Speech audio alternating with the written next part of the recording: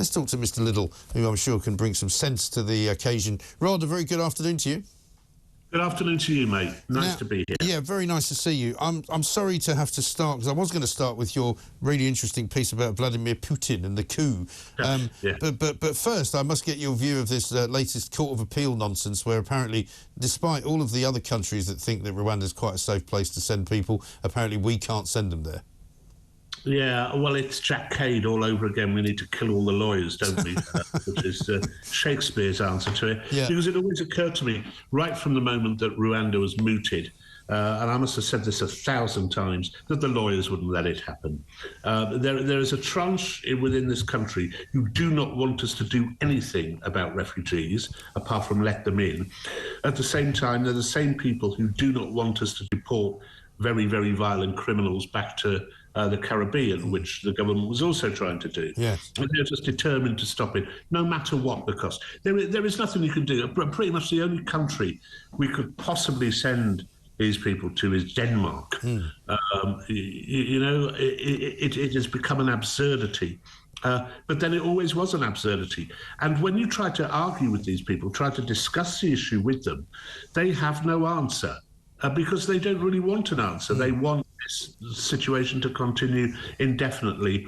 And because they are devoid of an IQ, believe that we can take in as many people as wish to come here. Well, there are people making an awful lot of money out of it as well, to wit the people that run Serco, the people that run all the hotels that are putting them up. I mean, we could be looking at a bill of £32 million a day, practically. It's ridiculous. Yeah. It is utterly absurd, and your heart sinks when you see that superannuated, overpaid, old pompous bore standing up in the appeal court and making a decision which was eminently predictable.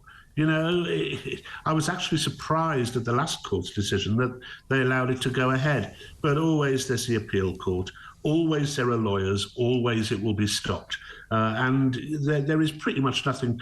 Effectively, the law courts are saying to the government, there is nothing you can do about this immigration. Nothing you can do.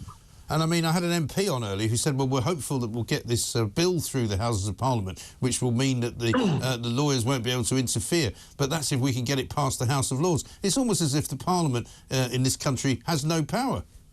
No, well, it's also been our migration from being a democracy to a juristocracy has kind of gathered pace. It started in the 80s, and lawyers have been bred like lilacs out of the dead ground. There are now more lawyers per head of population than in any country in the world other than America. Yeah, and that's not a good sign, is it? It's not a good sign. And we have something like 10 times the number of lawyers per head of than Japan, for example, which manages to get by as a democracy without its recourse eternally to the courts. Everything these days is decided by lawyers. When there is a difficult issue, it is handed over to the lawyers in a public inquiry, which lasts for 7 years, costs about 40 million quid, and comes to no conclusion. We have to somehow put a brake on this interference with our democratic system by the legal profession. And the will of the people as well. I've got a good suggestion here from Pete, who sent me this on Twitter. He said, don't worry, we can send them to Wales, as the Welsh have stated that Wales is aiming to become the world's first nation of sanctuary. Our vision is of a Wales wherever people seeking sanctuary go. They are met with welcome, understanding and a celebration of their unique contribution to Welsh life. Maybe that's the answer.